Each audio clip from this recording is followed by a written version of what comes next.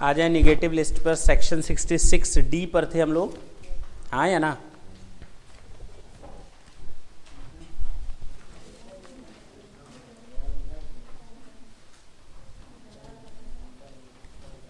Page number 14, page number 14। हमने बताया था सर्विस, ये चीज़ याद रखना, कंसीडरेशन के अगेंस्ट होता है। फ्री सर्विसेज पर कोई भी सर्विस टैक्स चार्ज नहीं होता। दूसरा, कौन कौन सी सर्विसेज निगेटिव लिस्ट में हैं?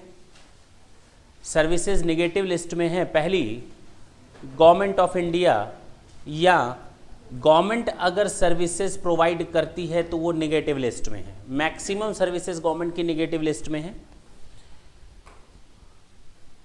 लेकिन कुछ सर्विसेज ऐसी हैं जो गवर्नमेंट भी देती है और प्राइवेट सेक्टर भी देता है। दोनों को एक लाइन में लाने के लिए जरूरी था कि गवर्नमेंट की भी कुछ सर्विसेज पर टैक्स लगाया जाए।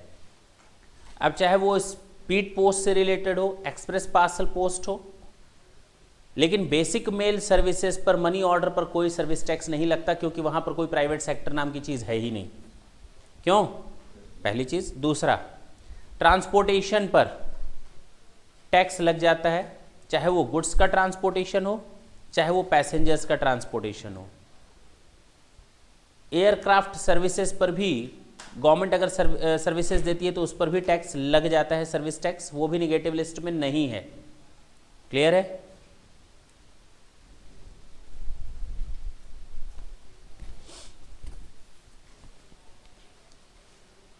दूसरा है आरबीआई जो सर्विसेज प्रोवाइड करती है, ये भी हम लोगों ने देख लिया था। आरबीआई अगर बैंकों को सर्विसेज प्रोवाइड कर रही है, नॉट टैक्सेबल। पब्लिक को तो वो सर्विसेज देती नहीं डायरेक्टली। हाँ, पब्लिक का कोई बंदा आरबीआई को सर्विसेज दे रहा है या बैंक्स आरबीआई को सर्विसेज दे रही हैं, वो टैक्सेबल हैं। क्लियर हुआ? पक्की बात। थर्ड बताया था foreign diplomatic mission located in India, उसके द्वारा जितनी भी सर्विसेज होती है वो क्या होती हैं? क्या होती हैं? निगेटिव लिस्ट में।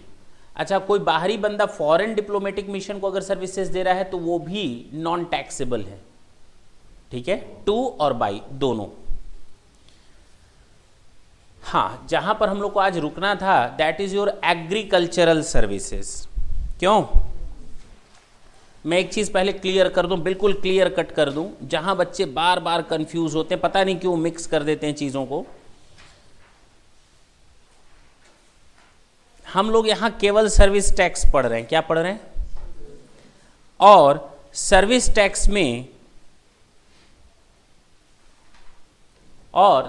टैक्स में हम केवल सर्विसेज की बात कर रहे हैं, हम गुड्स की तो बात कर ही नहीं रहे। ट्रेडिंग ऑफ गुड्स तो हमारा निगेटिव लिस्ट में आता है। ट्रेडिंग ऑफ गुड्स हमारा निगेटिव लिस्ट में आता है। डीम्ड प्रोडक्शन और अमाउंट टू मैन्युफैक्चर बताया था, वो भी हमारा निगेटिव लिस्ट में आता है, जिस पर सेंट्रल एक्साइज एक्ट लग जाता है। वो हमारा सर्विस टैक्स वहां कवर नहीं करता, क्योंकि उसको प्रोडक्शन या मैन्युफैक्चर मान लिया जाता है। हाँ या ना? ये भी बताया था। ट्रेडिंग ऑफ गुड्स में गुड्स की डेफिनेशन बताई थी। ट्रेडिंग ऑफ गुड्स में मैंने गुड्स की डेफिनेशन बताई थी। Goods include all the movable property, हाँ या ना? But does not include actionable claims and money. याद आया? एक्शनेबल क्लेम और मनी गुड्स की डेफिनेशन में नहीं आते, अनसिक्योर्ड लोन और मनी। इसका मतलब एक्शनेबल क्लेम और मनी, ट्रांजैक्शन इन मनी, पैसा देना या लेना, उसको हमने सर्विस तो माना ही नहीं था, सर्विस की डेफिनेशन से एक्सक्लूड कर दिया था। याद होगा? हाँ या ना? नहीं याद है? सेक्शन 65B44 याद होगा? उसको सर्विस की डेफिनेशन में रखा ही नहीं था। ट्रांजैक्शन इन मनी, पैसा देना या पैसा लेना, वहां से भी हटा दिया गया था, गुड्स की डेफिनेशन से भी हटाया गया था। यानी गुड्स तो है ही नहीं, तो इसका मतलब सर्विस मान ले। तो सर्विस ने कहा नहीं, इसको ये सर्विस भी ना मानो, ना वो सर्विस है और ना वो गुड्स है। क्लियर है?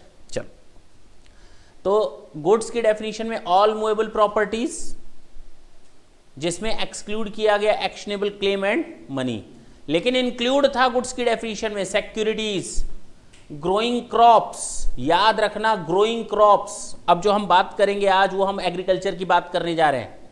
ग्रोइंग क्रॉप ये गुड्स हैं, ये गुड्स है। और अगर क्रॉप को खरीदने बेचने की बात करोगे तो इसका मतलब फिजिकल डिलीवरी होगी, सामान आएगा और जाएगा, वो हमारा सर्विस टैक्स के दायरे में क्यों आ रहा है? तो हम फिर क्लियर कर देते हैं, हम ग्रोइंग क्रॉप्स की बात नहीं कर रहे, ग्रोइंग क्रॉप से रिलेटेड एक्टिविटीज या सर्विसेज की बात कर रहे हैं सर्विस टैक्स में। दिमाग से निकाल दो, हम खड़ी फसल को बेचने की बात कर रहे हैं, फसल से रिलेटेड कोई आइटम्स खरीदने की बात कर रहे हैं। हम खरीदने बेचने की तो बात ही नहीं कर रहे, वो तो ट्रेडिंग ऑफ गुड्स है और वो गुड्स की डेफिनेशन में है। और अगर गुड्स की डेफिनेशन में कोई चीज आ जाती है तो फिर वो क्या है? सर्विसेज नहीं होती। क्लियर है? हाँ है ना? तो ग्रोइंग क्रॉप्स को पहले तो दिमाग से निकाल दो। ग्रास, घास, उसको भी दिमाग से निकाल दो, वो भी गुड्स होता है।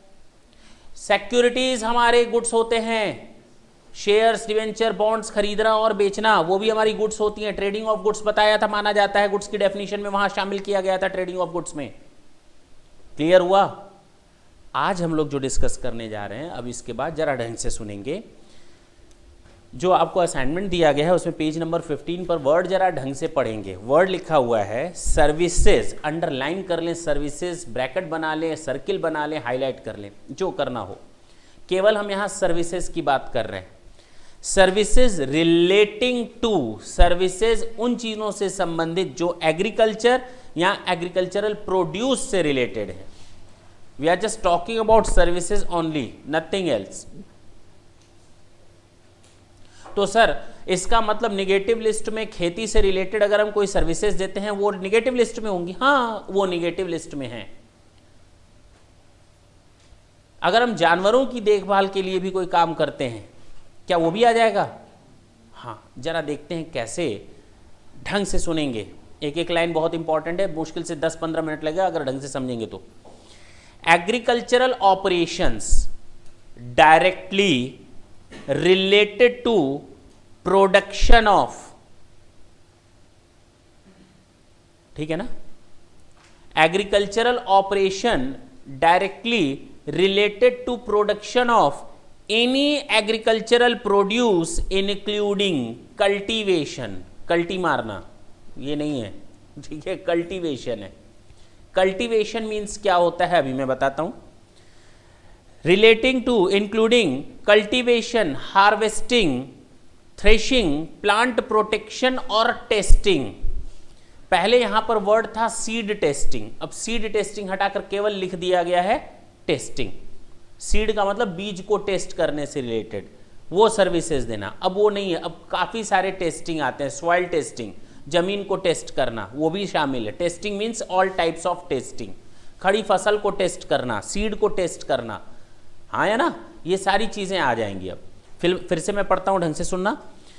Agricultural operation directly related to production of any agricultural produce including cultivation, harvesting, threshing, plant testing और protection. That's it, plant protection और टेस्टिंग, इतनी चीजें हैं। जरा लिखें आप, कल्टीवेशन मीन्स क्या है? कहीं पर लिख लें, कल्टीवेशन का मतलब क्या है?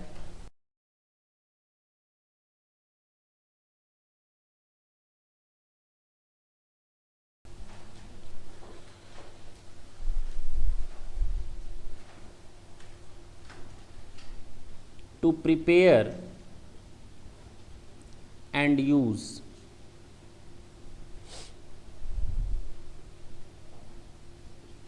Land for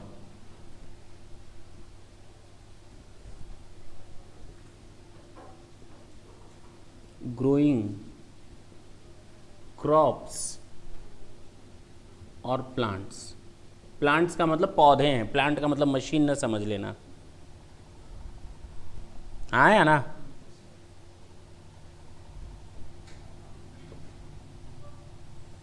that's it. Cultivation का मतलब है प्रिपेयर करना जमीन को, कहते हैं ना जोतना, जमीन जोतना, उस पर हल चलाना होता है ना, क्यों भाई? ट्रैक्टर का यूज करना, ये सब क्या है? कल्टीवेशन का काम है। तो पेड़ों की रोपाई से रिलेटेड जो उसके पहले काम किया जाता है वो कल्टीवेशन है। तो cultivation to prepare and use land, prepare करना किसको, जमीन को, और यूज करना किसको, जमीन को, किस लिए, क्रॉप्स की ग्रोथ के लिए या प्लांट की ग्रोथ के लिए। क्लियर है। तो कल्टीवेशन का मतलब समझ में आया, फिर से पढ़ते हैं। Agricultural operation directly related to production of any agricultural produce including, उसमें शामिल क्या क्या है, cultivation, harvesting, testing, plant protection and last है थ्रेशिंग। क्लियर है। सेकंड, तो पहली तो ये चीज क्लियर है, टेस्टिंग इंक्लूड्स, लिख लें,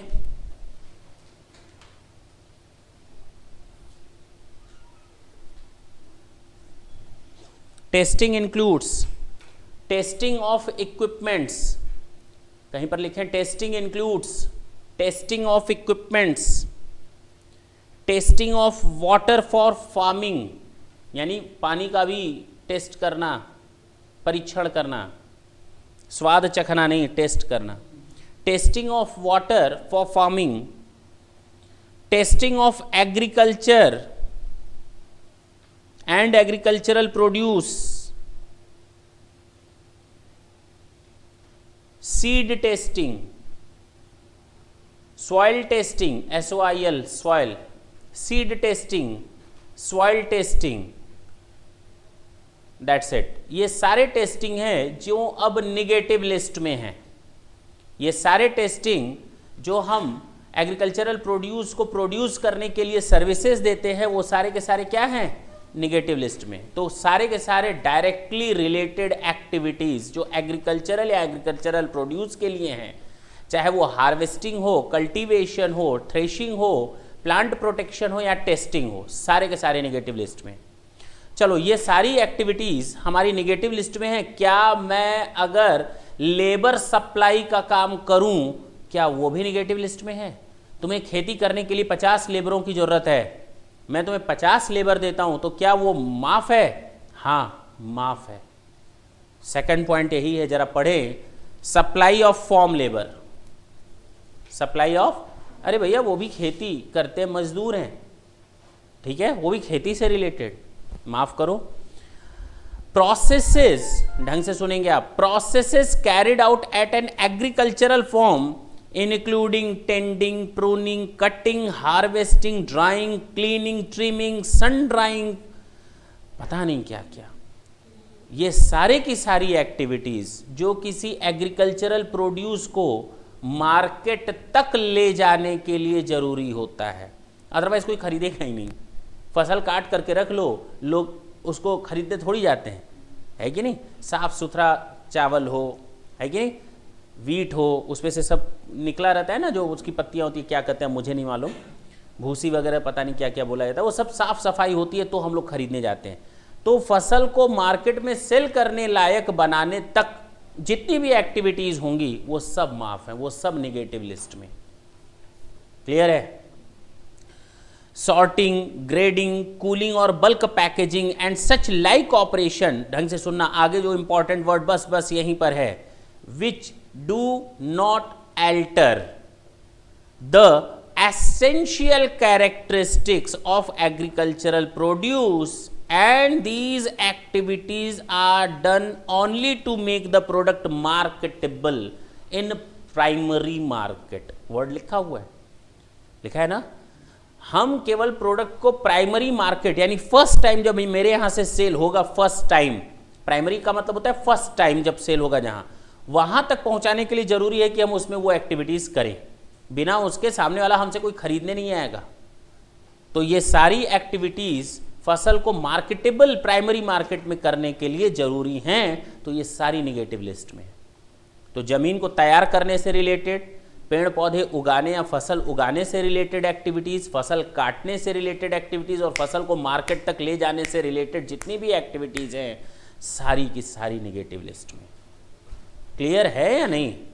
चलो, लोडिंग, अनलोडिंग, पैकेजिंग, स्टोरेज और warehousing of agricultural produce. Okay, सामान को ट्रक में लादना, ट्रक से उतारना, ये सब क्या है? माफ है। लोडिंग भी और अनलोडिंग भी, लोडिंग की भी बात बोल रहा है, अनलोडिंग, पैकेजिंग की बात बोल रहा है। अब गेहूं है, वीट है उसको तो आप बोरे में बैग्स में भरोगे तभी तो मार्केट में जाएगा, कि ओपन ले जाओगे ट्रक पर, जमीन पे गिरता जाएगा, पीछे से सब थाल और कटोरा ले लेकर चलेंगे, है कि नहीं? वो सब नहीं होना चाहिए। पैकेजिंग, लोडिंग, अनलोडिंग और स्टोरेज, इससे रिलेटेड जो आप एक्टिविटीज करोगे वो भी क्या है? निगेटिव लिस्ट में। बहुत बढ़िया। एग्रीकल्चरल एक्सटेंशन सर्विसेज, सर समझ में नहीं आया, ये एग्रीकल्चरल तो समझ में आ रहा था, ये एक्सटेंशन सर्विसेज नहीं समझ में आई। कहीं पर स्टार बनाकर लिखें, agricultural extension services means what?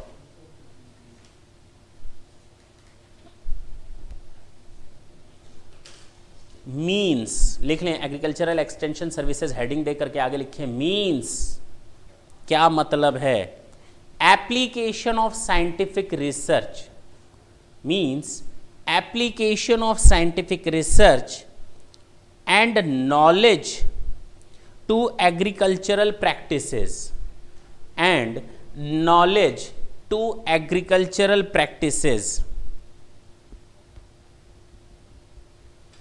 Bracket में लिख लें थ्रू एजुकेशन और ट्रेनिंग, इंक्लूडिंग एजुकेशन और ट्रेनिंग, ब्रैकेट में लिख लें इंक्लूडिंग एजुकेशन और training, means agricultural extension services means application of scientific research and knowledge to agricultural practices, knowledge to agricultural practices, bracket में including education और training। अब clear हुआ? यानी अगर मैं तुम लोग को बताऊं किसान भाइयों और किसान बहनों, हाँ खेती ऐसे की जाती है, मैं यहाँ पर लेक्चर दे रहा हूँ, ये भी क्या है? एग्रीकल्चरल एक्सटेंशन सर्विसेज है। साइंटिफिक रिसर्च करना, साइंटिफिक रिसर्च करना, ये भी क्या है? एग्रीकल्चरल एक्सटेंशन सर्विसेज है। पक्की बात है? बोलो भाई, कोई दिक्कत है क्या? डी नंबर क्या?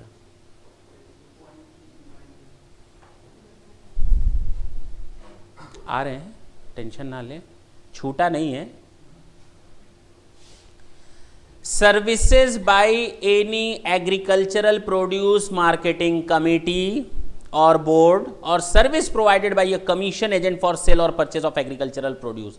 मंडी में जाओ तो दलाल बैठा रहता है सामान खरीदने और बिकवाने के लिए, उसका कुछ नहीं होता, आपको पकड़ता है सामान खरीदना है कितना, 2 ट्रक 3 ट्रक ले जाता है, आपको मिलवा देता है, बीच में कमीशन खा लेता है। बात समझना, उसको भी शामिल किया गया है। मंडी का जो एजेंट होता है उसको भी यहाँ पर शामिल किया गया है, बेचारा वो भी माफ है, ठीक है ना। Services by any agricultural produce marketing committee, अगर कोई कमिटी ऐसा काम करे, मार्केटिंग बोर्ड और service provided by a commission agent for sale और purchase of agricultural produce, that's it. अगर मैंने अपनी जमीन तुमको खेती के लिए दे दी, वो भी सर्विस माफ है।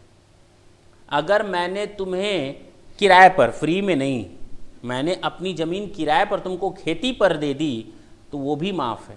मैंने अपना इक्विपमेंट किराए पर तुमको खेती के लिए दे दिया, जो तुम्हारी प्रॉब्लम है वो भी माफ है, ठीक है ना। डी पॉइंट देखें, रेंटिंग और लीजिंग ऑफ एग्रो मशीनरी और vacant land with or without structure incidental to its use for agricultural produce। Clear हुआ? मैंने अपनी ज़मीन आपको किराए पर दे दी, बेटा जा खेती कर। अब ज़मीन में एक कमरा भी बना हुआ है स्टोरेज के लिए, आराम करने के लिए, पक्षियों को भगाने के लिए, वो बुद्ध भी बना हुआ है, स्ट्रक्चर या बिना स्ट्रक्चर के साथ, तो ये सब क्या है? माफ है, एग्रीकल्चरल एक्टिविटीज़ में ही आएगा ये। रेंट है ना, मेरे पास रेंट आया ना, मैंने सर्विस दी ना, सर्विस से ताल्लुक क्यों नहीं है? मैंने अपना ज़मीन किराए पर दिया है, तो this is the service, I am just selling my land on lease for a particular time period. Rent तो सर्विस है ना, क्या बात कर रहे हैं? मैंने अपना घर अगर किराए पर उठाया हुआ है तो सर्विस नहीं है, लेकिन हाँ निगेटिव लिस्ट में है, अभी आएगा थोड़ी देर में, इतना घबराने वाली बात नहीं है, ठीक है ना। चले आगे, पक्की बात। वैकेंट मतलब खाली, लिख लें घर तक जाते जाते दिमाग से न खाली हो जाए। लिख लें, नहीं कहीं डाउट हो तो तुरंत लिख लिया करें। तो ये एग्रीकल्चरल प्रोड्यूस था। कितना सिंपल था, जमीन को तैयार करना, ठीक है ना, जमीन को खेती लायक बनाना, उसके बाद बीज खरीदना वगैरह, तो ट्रेडिंग ऑफ गुड्स है, हाँ है ना। टेस्टिंग करना, फसल को उगाने के लिए, ग्रो करने के लिए फॉर्म को, लेबर को लेना, यूज़ करना, और एक्सटेंशन सर्विसेज यूज़ करना रिसर्च वगैरह के लिए, एजुकेशन देना, और जब फसल तैयार हो जाए तो उसको कटवाना, रखवाना, और उसको प्राइमरी मार्केट में सेल करवाने तक जो भी खर्चा होगा, लोडिंग, अनलोडिंग, पैकेजिंग, स्टोरेज, वो सब माफ़। एवन जब मंडी में आप जाओगे तो मंडी में जो वहाँ की मार्केटिंग काउंसिल होगी या मार्केटिंग कमेटी होगी, वो जो एक्टिविटीज़ करेगी वो भी माफ़, जो सपोर्ट करती है मेंबर्स वगैरह को। जो वहाँ कमीशन एजेंट काम करता है वो भी माफ़। बात समझ में आई? क्लियर हुआ?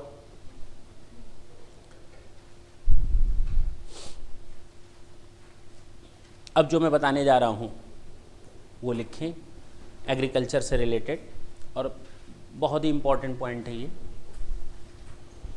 केवल इतना ही नहीं है जितना आप लोगों ने पढ़ा, कहीं पर बढ़िया से उसको स्टार बना करके इम्पॉर्टेंट पॉइंट लिखें। एग्रीकल्चर मीन्स, अब एग्रीकल्चर में आता क्या क्या है? अभी तक हम लोग केवल पेड़ पौधों पर ध्यान दे रहे थे, क्रॉप्स एंड प्लांट्स पर। अब किस पर ध्यान देंगे? Meaning of agriculture means the cultivation of plant,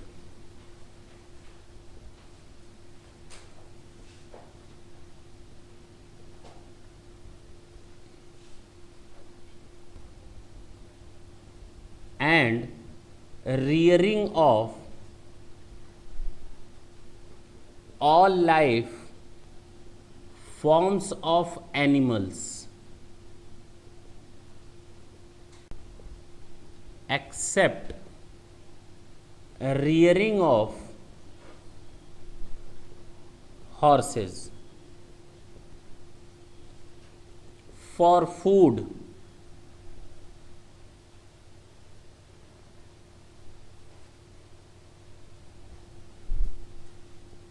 fiber, fuel, raw material of similar products.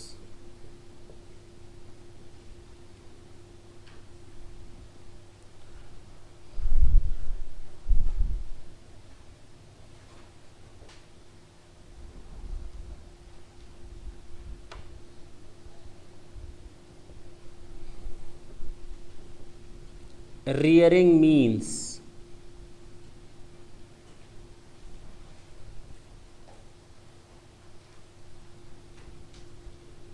the process of breeding animals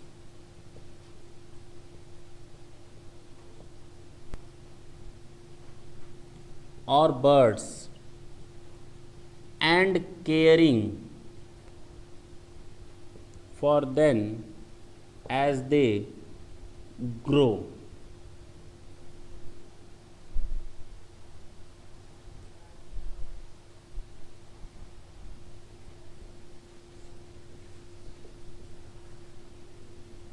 Rearing of horses are excluded. ये नोट कर लें डेफिनेशन।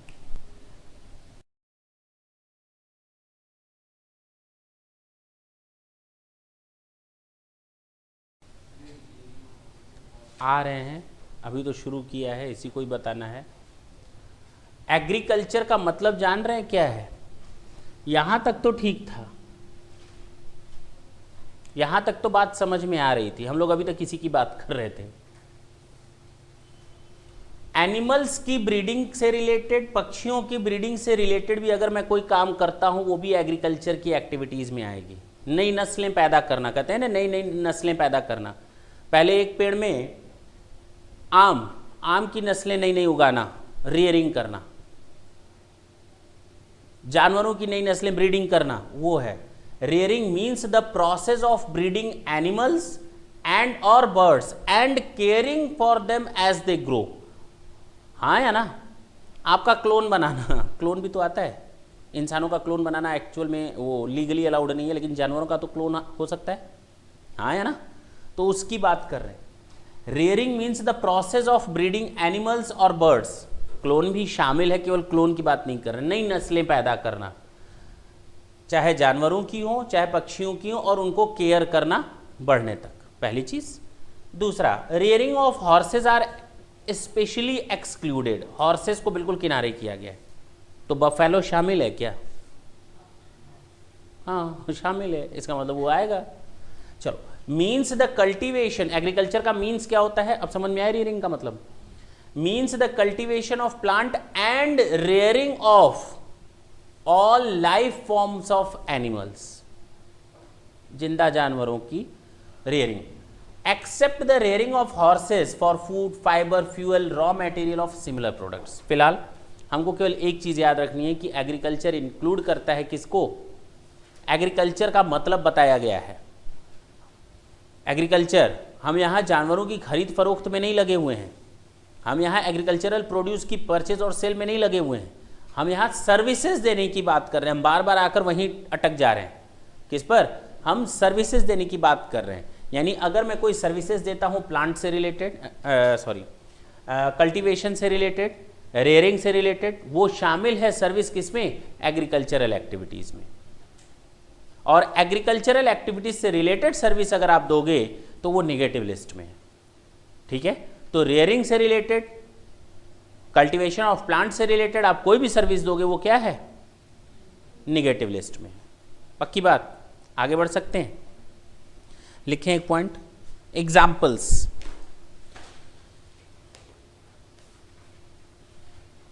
पोटैटो चिप्स, हाँ पोटैटो चिप्स और tomato ketchup, बढ़िया नाम है ना?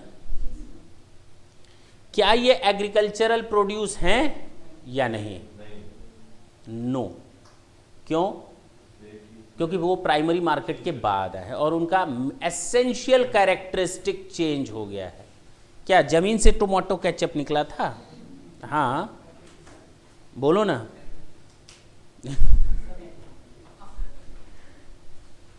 Tomato festival है तो पोटैटो चिप्स भी नहीं निकला था जमीन से और ना तो टोमेटो केचप निकला था। दोनों की एसेंशियल कैरेक्टरिस्टिक चेंज कर दी है। पोटैटो से पोटैटो चिप्स बना और टोमेटो से टोमेटो केचप बना। चलो, तो ये आ जाएगा not an agricultural, doesn't fall under the category of agriculture, ठीक है। Shelling of paddy, shelling of paddy, जब चावल निकलता है तो हम लोग उसको अलग करते हैं ना, उसमें से धान वान पता नहीं क्या अलग किया जाता है, जो कंकड़ पत्थर होते हैं सब अलग करते हैं ना। अब क्या कहते हैं मुझे मालूम नहीं। तो शेलिंग ऑफ पेडी, पेडी का मतलब राइस, राइस को साफ सुथरा करना। शेलिंग ऑफ व्हीट, हाँ या ना, या क्लीनिंग ऑफ व्हीट, ये भी शामिल है, एग्रीकल्चर प्रोड्यूस में आएगा, क्योंकि बिना उसको किए तो हम मार्केट में सामान बेच ही नहीं पाएंगे ना। पक्की बात है? हो गया? कोई डाउट हो तो आप पूछ सकते हैं एग्रीकल्चर से रिलेटेड। नहीं है? नहीं है, आगे आए।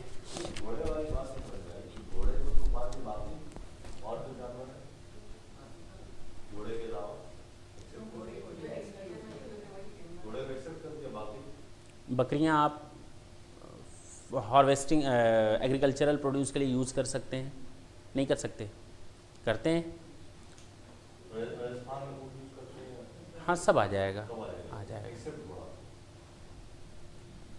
ट्रेडिंग ऑफ गुड्स हम बता चुके हैं, ये भी हमारी निगेटिव लिस्ट है। सामान को खरीद फरोख्त करना। अमाउंट टू मैन्युफैक्चर, जिसको मैन्युफैक्चर माना जाए सेंट्रल एक्साइज एक्ट के हिसाब से, उसको भी हम लोगों ने क्या कर दिया? निगेटिव लिस्ट में शामिल कर दिया।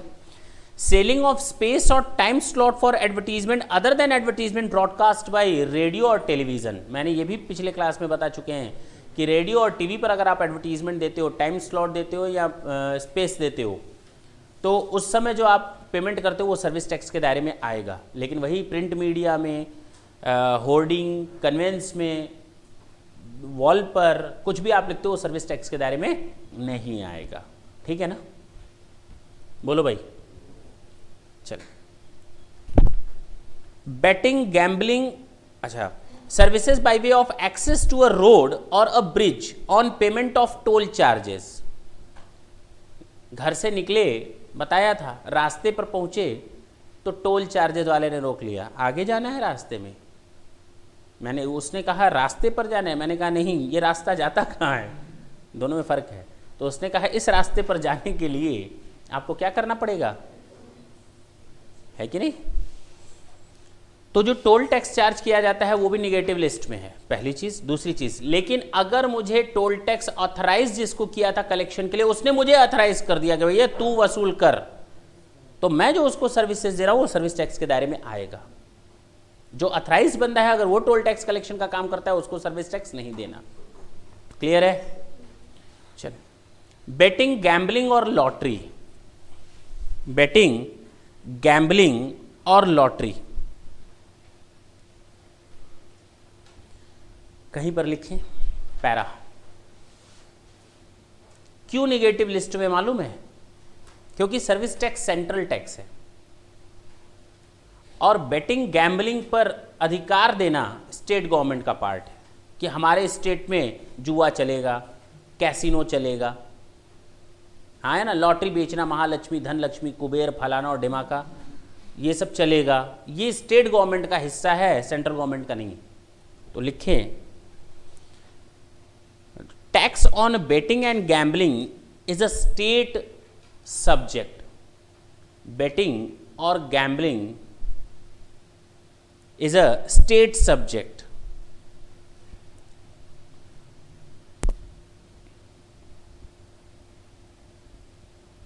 डेफिनेशन लिखना चाहेंगे बेटिंग और गैम्बलिंग का? नहीं, हम केवल सुना देते हैं, ढंग से सुनना क्या मतलब है बेटिंग का और गैम्बलिंग का। बेटिंग और gambling means putting on stake something, कुछ ना कुछ स्टेक पर रखो, दांव पर रखो, स्टेक मतलब दांव। Putting on stake something of value, particularly money, with consciousness, होशो हवास के साथ, of risk and hope of gain, risk भी आपका, गेन की उम्मीद के साथ, on the outcome of a game और अ कंटेस्ट व्हेन रिजल्ट में be determined by any chance और एक्सीडेंट। यानी कोई भी चीज़ जो आपने दांव खेली, अब उसका रिजल्ट किसी एक्सीडेंट यानी किसी घटना के घटित होने या चांस पर डिपेंड करेगा, न कि किसी की कैपेबिलिटी पर। क्लियर है, वहाँ कैपेबिलिटी रोल प्ले नहीं करती। हम लोगों ने लास्ट टाइम एक फंक्शन किया था, मोबाइल रखी थी, उसमें क्विज कॉन्टेस्ट था, यस या नो में जवाब देना था। मोबाइल वो बच्चा जीत गया जिसके लिए सपने में भी कोई उम्मीद नहीं करता था। मोबाइल हैंडसेट उस बच्चे ने जीता जिसके लिए सपने में कोई उम्मीद न करे, उसने तो गलती से हाँ ना, जब मन में आया वैसा ही होता गया और वो आगे बढ़ता गया और मोबाइल भी ले गया। तो कहने का मतलब वही चीज़ है, ये गैम्बलिंग है, चांस पर डिपेंड करता है। किस पर डिपेंड करता है? और on the likelihood of anything occurring और नॉट अकरिंग। बात समझ में आई? Putting something on stake, particularly money, on risk with the hope of a gain, and the outcome is basically depend upon any chance or an accident. That's it. This is your answer. इसको हम कहते हैं betting और gambling. है क्या betting और gambling? सुन लो, gambling का मतलब क्या है और बेटिंग का मतलब क्या, मैं इतना डिटेल में तो नहीं बता सकता, आप ढंग से सुनना। हम लोग आपस में दोनों लोग बेटिंग कर सकते हैं, शर्त लगा सकते हैं। शर्त लगाना और जुआ खेलना दोनों में अंतर है, ठीक है ना।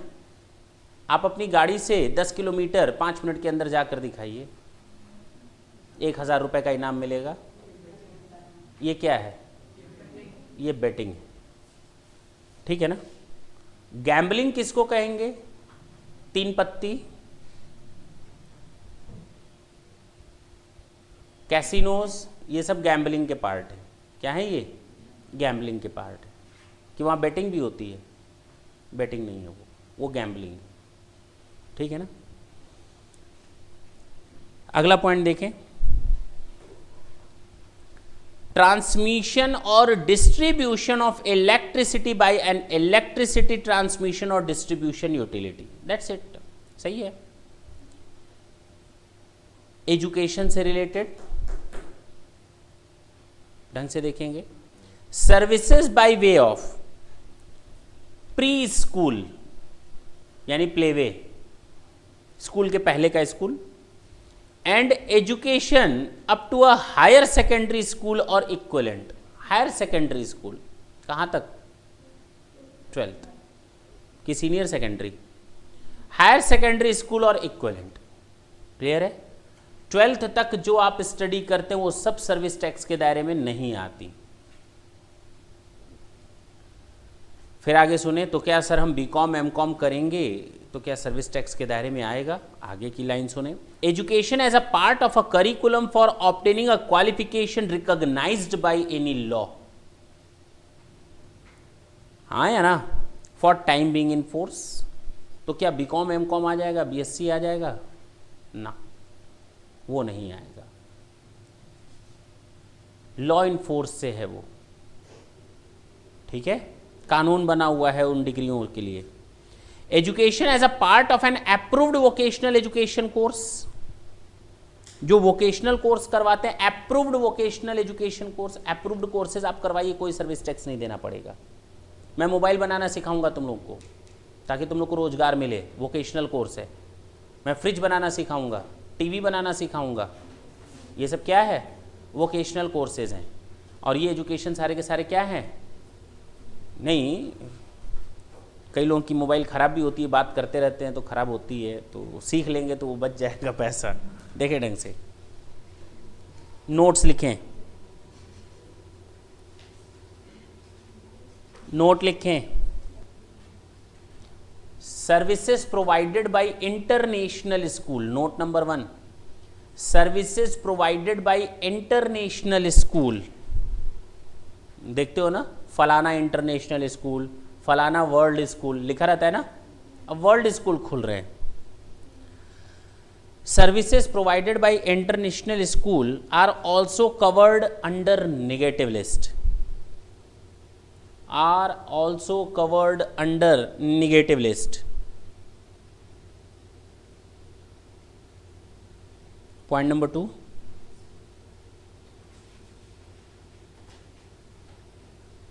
प्राइवेट कोचिंग और इंस्टीट्यूशंस, प्राइवेट कोचिंग और इंस्टीट्यूशन और tuitions, private coaching, private institutions और tuitions are not covered under negative list, are not covered under negative list.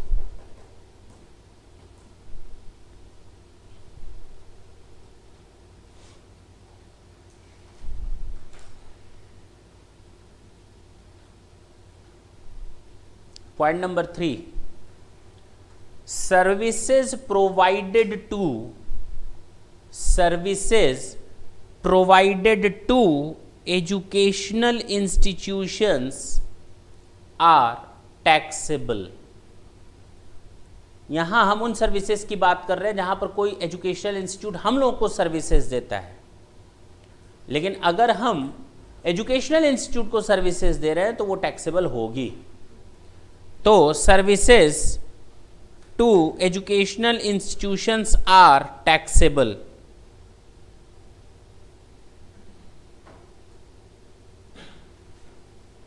Services by boarding school, boarding BOARDING, boarding school, जहां जाकर बच्चे रहते हैं, अपना बचपन उसी स्कूल में गुजारते हैं बिना मम्मी पापा के प्यार दुलार के। क्यों? तो services by boarding schools are covered in negative list, covered under negative list.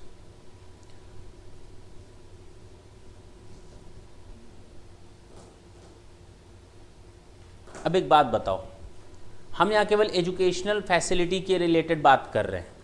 वो बोर्डिंग स्कूल आपको क्या देता है?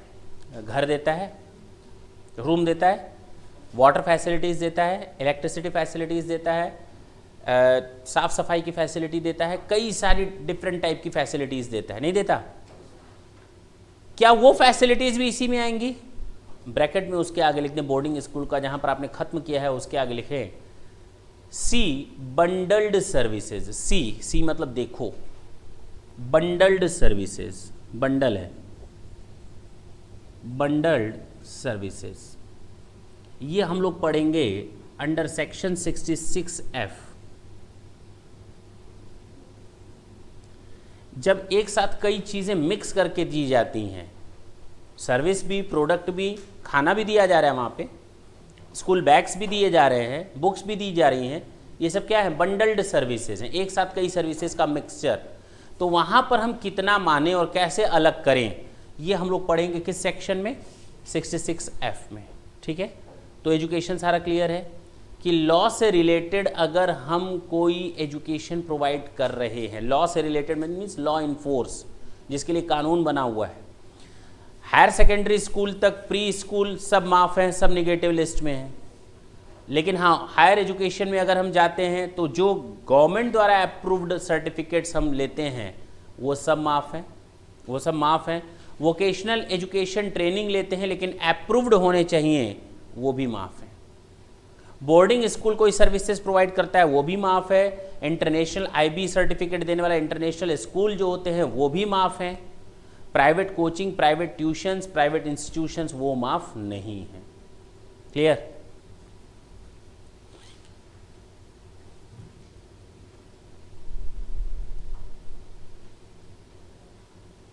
चलें, यहाँ तो कोई दिक्कत हो तो बोलो।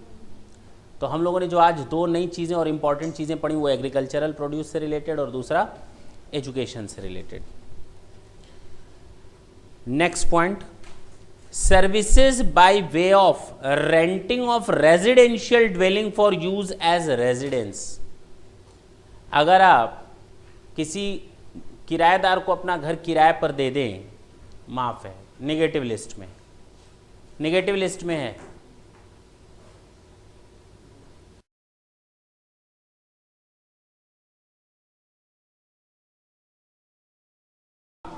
जो ढंग से देखें, services by way of renting of residential dwelling for use as residence. सुने ढंग से, रेजिडेंशियल ड्वेलिंग की बात हो रही है, ऐसा घर जो बनाया ही रहने के लिए गया है। मैंने अपना घर आपको किराए पर दे दिया, क्या माफ़ है? सर्विस टैक्स लगेगा? नहीं लगेगा, नेगेटिव लिस्ट में है। मैंने होटल बनवाया है रहने के लिए, क्या उस पर सर्विस टैक्स लगेगा? लगेगा। वो टेम्पोरेरी स्टे के लिए, कभी ये रहता है, कभी वो रहता है, कभी वो रहता है। बात समझना, टेम्पोरेरी स्टे है। जो लॉज बनाए जाते हैं, आउटिंग्स के लिए रूम्स बनाए जाते हैं, हाँ या ना, वो सारे के सारे क्या होंगे? टैक्सेबल होंगे। केवल जो घर रहने के लिए बनाए गए हैं, रहने के लिए परमानेंटली, कि यहाँ किराएदार अब रहेगा, मैं रहूँगा, ये सारी सर्विसेज मैंने अपने घर को आपको किराए पर दिया, वो टैक्सेबल नहीं है, वो नेगेटिव लिस्ट में। मेरे मकान मालिक जो हमसे किराया चार्ज करते हैं यहाँ का, क्या वो माफ़ है? क्या वो माफ़ है सर्विस टैक्स से? नहीं माफ़ है, क्योंकि रेजिडेंशियल नहीं है, कॉमर्शियल है। होटल्स वगैरह कॉमर्शियल होते हैं, लॉज वगैरह कॉमर्शियल होते हैं। पक्की बात है ना? लिखे।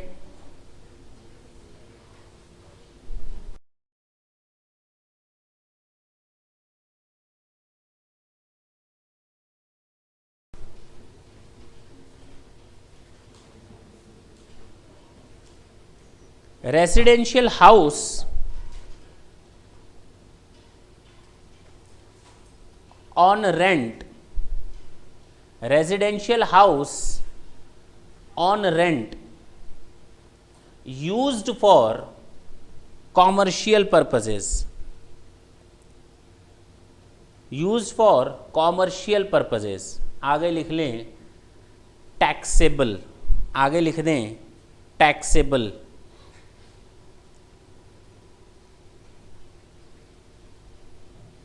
पॉइंट नंबर 2, होटल्स और lodge used for residential purposes,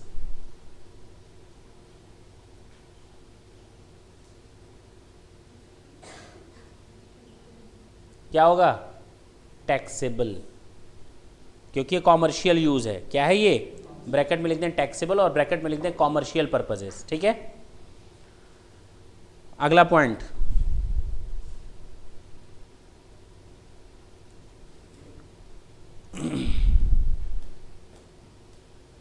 government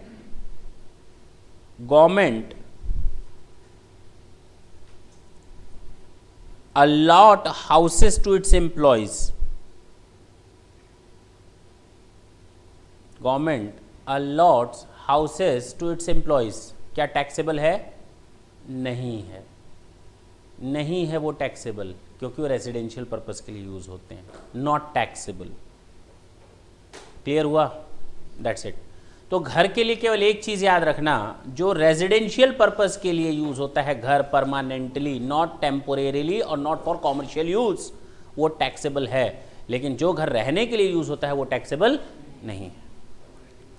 जी हाँ, जी हाँ, नहीं, आप 6 महीने रहें, 2-3 साल, ऐसा कोई रूल नहीं है।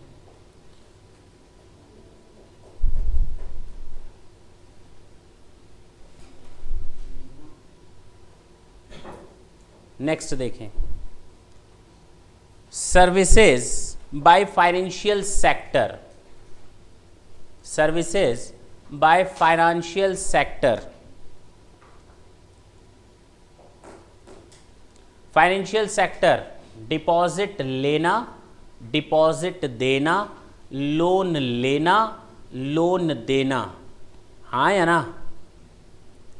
Extending deposits, loans or advance in so far as the consideration is represented by way of interest or discount. That's it.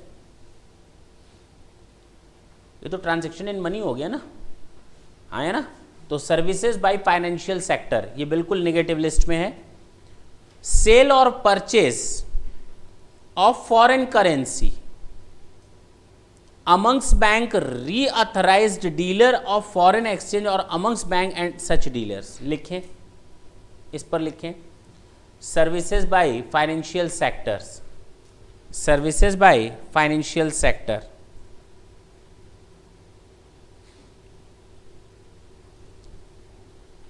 Purchase और सेल ऑफ करेंसीज, परचेज और सेल ऑफ करेंसीज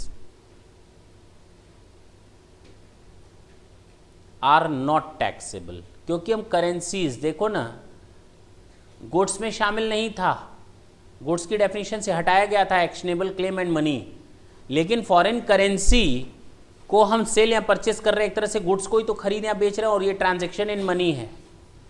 चला देखें आगे, तो आर नॉट टैक्सेबल।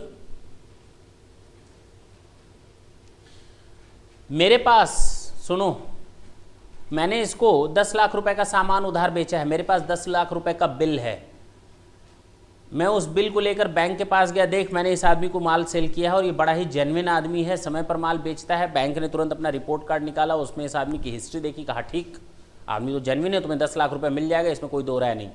मैंने कहा ये तो 1 महीने बाद देगा, मुझे 1 महीने के लिए पैसा चाहिए। तो बैंक ने हमसे मेरा बिल ले लिया और हमको 9,90,000 रुपये दे दिया, 10,000 रुपये उसने अपना कमीशन चार्ज कर लिया। मान लेते हैं ये जो डिस्काउंटिंग है बिल्स का, इनवॉइस डिस्काउंटिंग या बिल डिस्काउंटिंग, ये भी हमारा नेगेटिव लिस्ट में आता है। लिखें नेक्स्ट पॉइंट, बिल डिस्काउंटिंग और invoice discounting are also covered in negative list.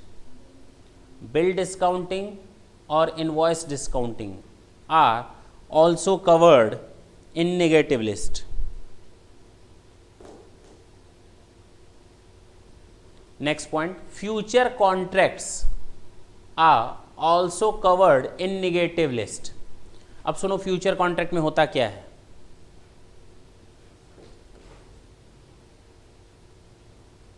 Future contracts में होता क्या, मैं फॉरवर्ड कॉन्ट्रैक्ट्स की बात नहीं कर रहा, मैं फ्यूचर कॉन्ट्रैक्ट्स की बात कर रहा हूं।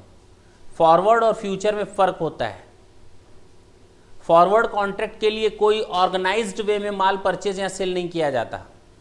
तुम्हारी मेरे से बात हो गई 10,000 किलो, 1 किलो, 10 किलो, कुछ भी हो सकता है, आपस में जो टर्म्स एंड कंडीशन फिक्स हो, कोई भी बॉडी उसको वो नहीं करती, कंट्रोल नहीं करती, बात नहीं। जो फ्यूचर कॉन्ट्रैक्ट्स होते हैं वो कॉमोडिटी से रिलेटेड होते हैं। किससे? शेयर से रिलेटेड होते हैं, कॉमोडिटी से भी रिलेटेड होते हैं, शेयर्स और स्क्रिप्ट से भी रिलेटेड होते हैं फ्यूचर कॉन्ट्रैक्ट्स। इसमें होता क्या, हम केवल प्रॉफिट या लॉस की बात करते हैं। तुमने कहा 1 महीने बाद चीनी का रेट इतना हो जाएगा, मैंने कहा ना चीनी का रेट इतना हो जाएगा।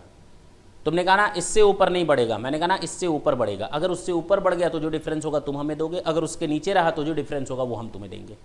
यहां कोई फिजिकल डिलीवरी नहीं हो रही सामान की, न आ रहा है सामान न जा रहा है, ठीक है ना। लेकिन हाँ फ्यूचर में सेटलमेंट होगा, जिसको हम कहते हैं फ्यूचर कॉन्ट्रैक्ट्स। लिखें फ्यूचर कॉन्ट्रैक्ट्स के बारे में।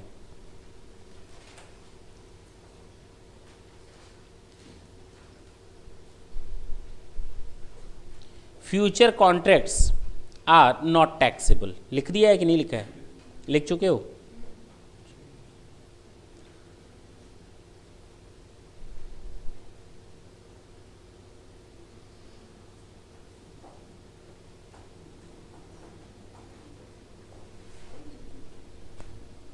फाइनेंशियल सेक्टर समझ में आया? पक्की बात? आगे देखिए next point, services of transportation of passenger with और विदाउट अकम्पेंड बिलोंगिंग बाय, या सामान के साथ या बिना सामान के साथ। Services of transportation of passenger, passenger को एक जगह से दूसरी जगह तक ले जाना, वो भी हमारा निगेटिव लिस्ट में है, लेकिन इसमें शामिल नहीं है। क्या मालूम है? Stage carriage. डेफिनेशन हम दे चुके हैं, कम से कम 6 लोगों के बैठने की जगह हो ड्राइवर को छोड़ करके, जो हायर पर या आपसे पैसा लेकर के पार्ट में आपको छोड़ता हो या एक साथ आपको एक जगह बुक करके ले जाता हो, लेकिन कम से कम 6 लोगों की सिटिंग कैपेसिटी होनी चाहिए। होनी चाहिए, कितने लोग बैठते हैं डजंट मीन। चले, स्टेज कैरिज, इसको माफ किया गया है नेगेटिव लिस्ट में। अब आप ऑटो पकड़ेंगे, यहाँ से घर जाएंगे, ऑटो वालों कहेगा 5 रुपया दो और प्लस सर्विस टैक्स, तो तुम कहोगे बिल दो, उसे वो तुरंत बिल बुक निकालेगा और बिल बना कर देगा। अरे वो ऑटो चलाएगा या बिल बुक बनाएगा? तो वो पॉसिबल नहीं है। रिक्शे वाला यहाँ तक छोड़ा, रिक्शे वाले से कहे 8 लोग बैठे थे, बड़ा रिक्शा था, लेकिन एक टांगे वाला था, उससे बिल बुक ले करके हिसाब किताब बनवा रहे हैं, तो पॉसिबल नहीं है। बात समझ में आई? तो स्टेज कैरिज, रेलवे उसको भी किनारे किया गया, लेकिन फर्स्ट क्लास और एसी कोच को किनारे नहीं किया गया है, उस पर सर्विस टैक्स लगता है गलत लेकिन लगाया गया है। स्पेशली मेट्रो, मोनोरेल और ट्रामवेज। मेट्रो तुम लोग देखते होगे, दिल्ली में है, लखनऊ में भी पास हो चुका है इसका। मोनोरेल और ट्रामवेज सड़क पर चलती हैं, मालूम है ना, सड़क पर पटरियां बिछी रहती हैं, वहीं पर हम चल रहे हैं, वहीं पर बगल में ट्रेन चल रही है कि नहीं? ना दाएं देखने की जरूरत, ना बाएं देखने की जरूरत। समपार फाटक को सावधानी पूर्वक पार न करें, वो भी स्पीड बड़ी धीरे होती है। तो ये होता है ट्रामवेज। मोनोरेल, जिसमें एक ही डब्बा होता है, एक ही कोच होता है। मोनोरेल कई डब्बे नहीं होते, मेट्रोज में कई डब्बे होते हैं, 6, 8, लेकिन मोनोरेल में एक ही डब्बा होता है, वही उसी में इंजन, उसी में ही हम लोग बैठे हुए हैं। हाँ, लेकिन उसकी अपनी एक लाइन बिछी रहती है, बस की तरह समझ लो। Inland waterways, public transport other than predominantly for tourism purposes। चलें, in a vessel between places, छोड़ दें इसको। मीटर्ड कैब्स, रेडियो टैक्सीज और ऑटो रिक्शास, मैंने बता दिया, क्लियर है? तो ट्रांसपोर्टेशन ऑफ पैसेंजर समझ में आया? क्लियर?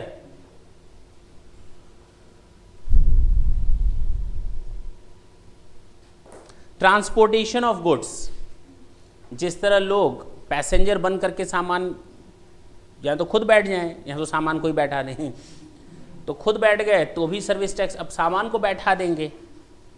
तुम लोग हंसते क्यों हो इतना? सामान को बैठा दिया, अब उसमें भी ठेले वाला आया, उससे कहे बिल बुक बनाओ, वो अंगूठा दिखाएगा, ले लगवाओ, जहाँ लगवाना वहाँ लगवाओ। कहने का मतलब ये पॉसिबल नहीं है। तो रोड पर इतनी फैसिलिटीज चल रही, क्या उन पर टैक्स लगा दें? तो देखो स्पेशली बाई रोड जो वर्ड यूज किया गया है उसको हटाया गया है। Services by way of transportation of goods by road, लेकिन दो को छोड़कर जो ऑर्गेनाइज्ड वे में काम करते हैं उनको छोड़ दो। ऑर्गेनाइज्ड वे में काम करता है ट्रांसपोर्ट एजेंसी, ऑर्गेनाइज्ड वे में काम होता है उसका। गवर्नमेंट भी अपना ट्रांसपोर्ट एजेंसी खोली हुई है और नॉन गवर्नमेंट लोग भी ट्रांसपोर्ट एजेंसी खोले हुए हैं। लेकिन अब सड़क पर ठेले वाला है, ऑटो है, या छोटी छोटी जो एस है, टाटा एस वगैरह, छोटा हाथी बड़ा हाथी पता नहीं क्या क्या, तो ट्रांसपोर्ट एजेंसी वालों पर टैक्स लगता है, कुरियर एजेंसी वालों पर टैक्स लगता है जो ऑर्गेनाइज्ड वे में काम करते हैं। इसके बारे में हम ऑलरेडी बता चुके हैं। लेकिन रोड के पर बाकी जो ट्रांसपोर्टेशन के साधन हैं उन पर कोई टैक्स नहीं लगता, निगेटिव लिस्ट में है। बाय एन एयरक्राफ्ट बता चुके हैं टैक्स लगता है, हाँ या ना। लेकिन बाहर से कोई आदमी अगर फर्स्ट टाइम इंडिया में एंट्री कर रहा है, आउटसाइड इंडिया से फर्स्ट टाइम इंडिया में, तो उस एयरक्राफ्ट को भी माफ़ किया गया है, बताया था ये कि उतरते ही कहो टैक्स। तो बाय इनलैंड वाटरवेज कहेगा हम तो वहीं जहाज में ही बैठेंगे, टैक्स है नहीं मेरे पास। लास्ट ढंग से सुनेंगे, फ्यूनरल, सब कुछ खत्म, स्वाहा। फ्यूनरल मीन्स क्या होता है? फ्यूनरल मीन्स दाह संस्कार, लिख लें कहीं पर।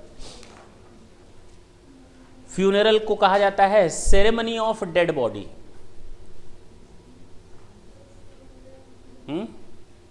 सेरेमनी ऑफ डेड बॉडी लिख लें कहीं। अरे पता है तो भी लिख लो, क्योंकि आने वाला वर्ड उससे भी अच्छा है ना।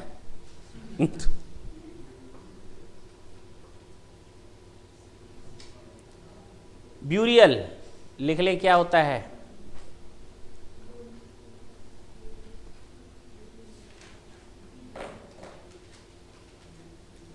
ब्यूरियल और फ्यूनरल में दोनों में फर्क है।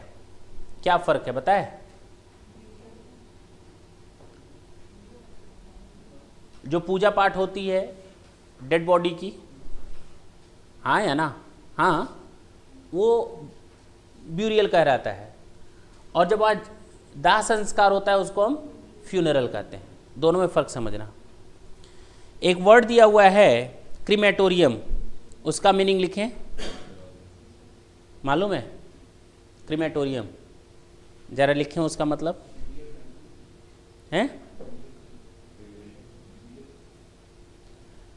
बिजली से जहां जलाया जाता है।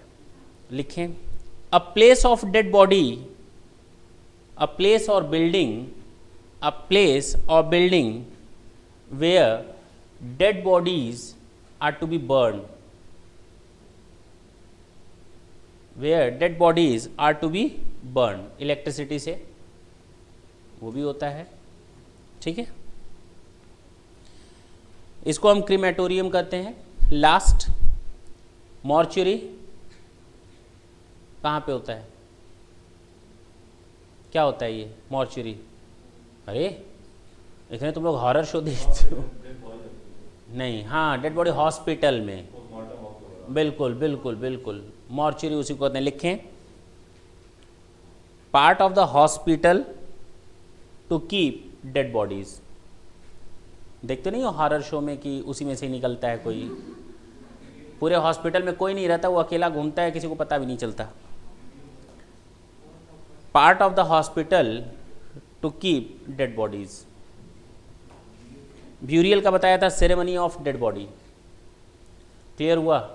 तो ये सारी चीज़ें माफ़ है, ऐसा नहीं कि आप के ऊपर टैक्स किसी के ऊपर लगाया जाए, गलत हो जाएगा।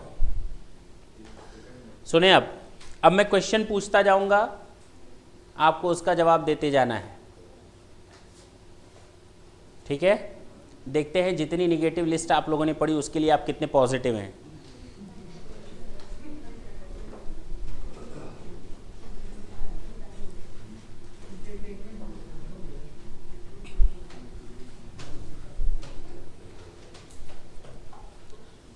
Question number 1, services provided by a municipality taxable है या नॉन टैक्सेबल है?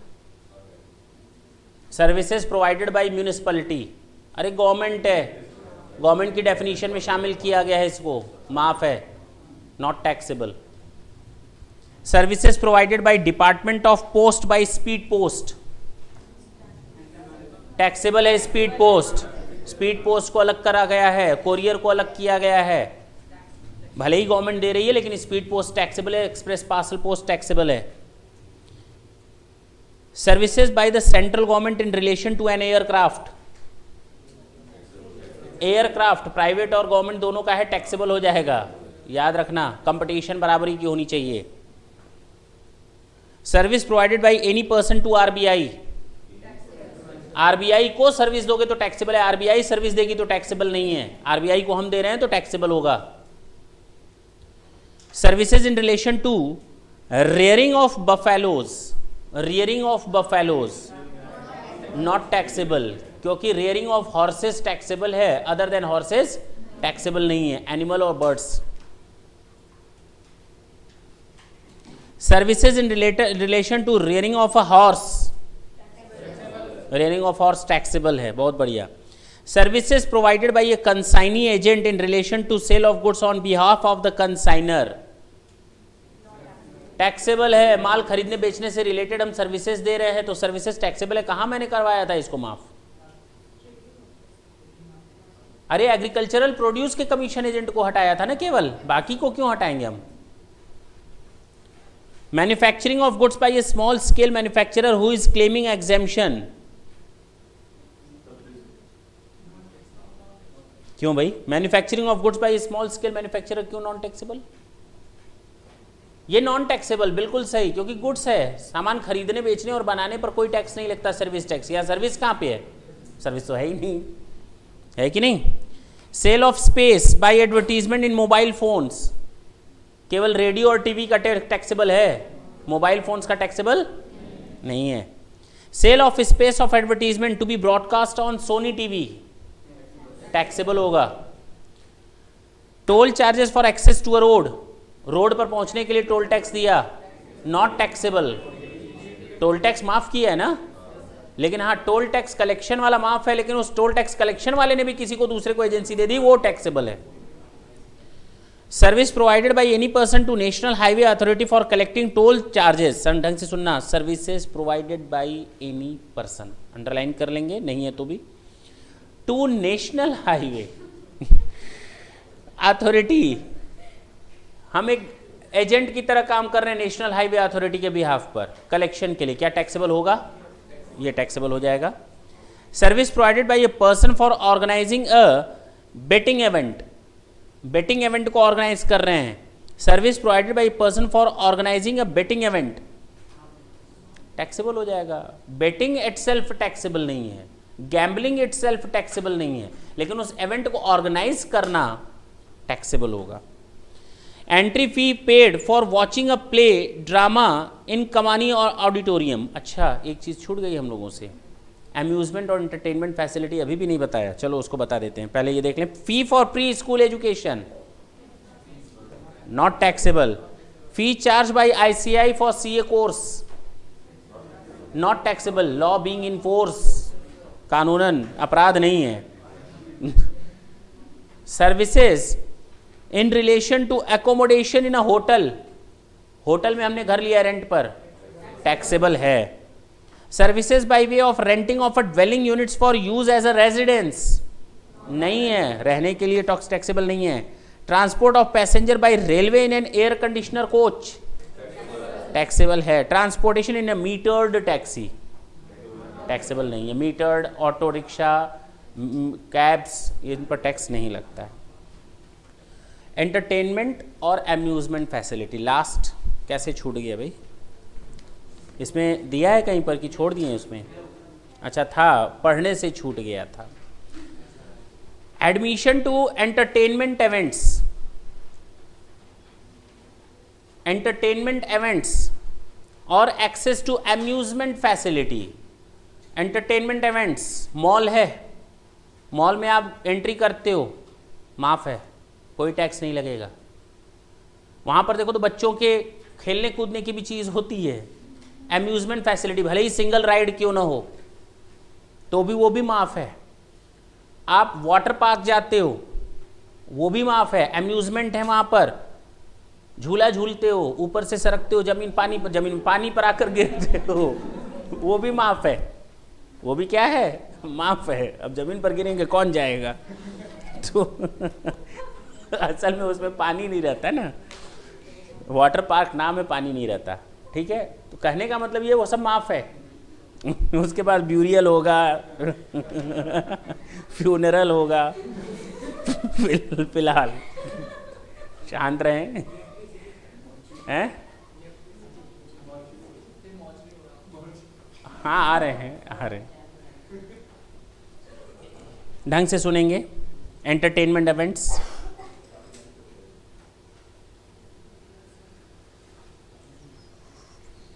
लिखे नोट।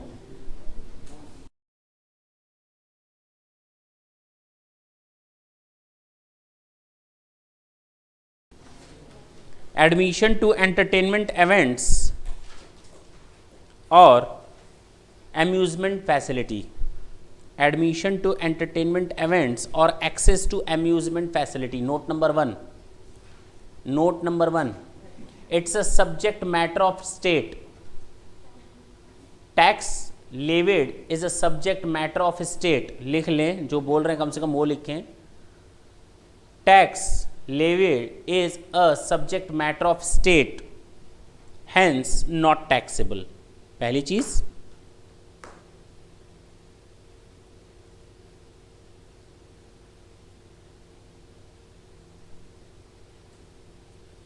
हम कोई एक कल्चरल प्रोग्राम कर रहे हैं, ड्रामा कर रहे हैं, क्या वो भी माफ है? मूवीज देखने जा रहे हैं, क्या माफ है? ये सब माफ है, माफ है। कल्चरल प्रोग्राम हुआ, ड्रामा हुआ, थिएट्रिकल आपका परफॉर्मेंस है, वो भी माफ है। जो थिएट्रिकल आपका परफॉर्मेंस होता है जरूरी नहीं वो थिएटर में ही हो। मैंने परफॉर्मेंस इन थिएटर नहीं बोला। थिएट्रिकल परफॉर्मेंस का मतलब ड्रामा, कल्चरल प्रोग्राम आप ओपन ग्राउंड में करो, डांस करना शुरू कर दो, कोई दिक्कत नहीं है, माफ है, उस पर टैक्स नहीं लगने वाला। हाँ, जरूरी नहीं कि थिएटर में जाकर के ही डांस करें, हाँ वो माफ है। क्यों हंस रहे हो भाई, सही बता रहे, लिखे।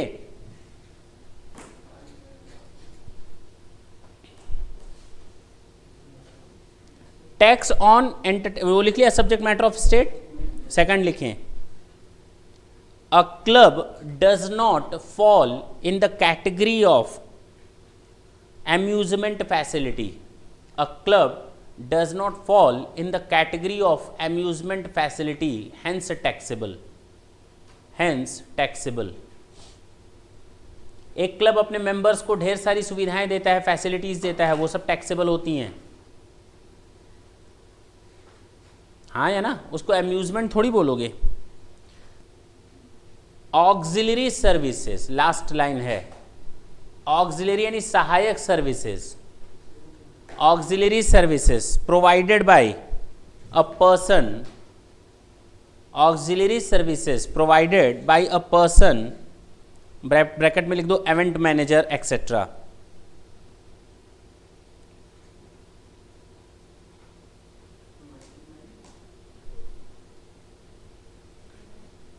To an entertainment event organiser, to an entertainment event organizer,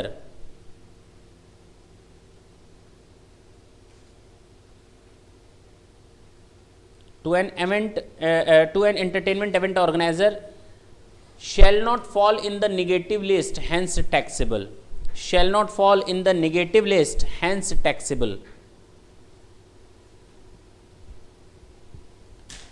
ठीक है, कहने का मतलब ये है कि जो अम्यूजमेंट पार्क या अम्यूजमेंट फैसिलिटी देने वाला जो ऑर्गेनाइजर होता है उसकी सर्विसेज माफ हैं, लेकिन उस ऑर्गेनाइजर को सर्विसेज देने वाले की सर्विसेज माफ नहीं है। अब क्लियर हुआ, हाँ या ना? पक्की बात है। जो आपको अम्यूजमेंट फैसिलिटी या एंटरटेनमेंट के लिए जो एक्सेस होता है आपका थिएटर वगैरह में, वो सब माफ है। लेकिन अगर कोई आउटसाइड एजेंसी जाकर उसके साथ कोई एग्रीमेंट कर ले कि ये पर्टिकुलर एक्ट हम करेंगे, ये पर्टिकुलर चीज़ हम आपको फैसिलिटीज़ प्रोवाइड करेंगे बाहरी लोगों के लिए, तो वो टैक्सेबल होती है चीज़। बस इतना याद रखना है। बाकी आपका negative list hope so complete हो गया, कुछ भी नहीं बचा। एग्ज़ाम में कुछ भी आएगा इसी के अंदर आएगा, इसके बाहर नहीं जाएगा। थैंक यू बच्चों।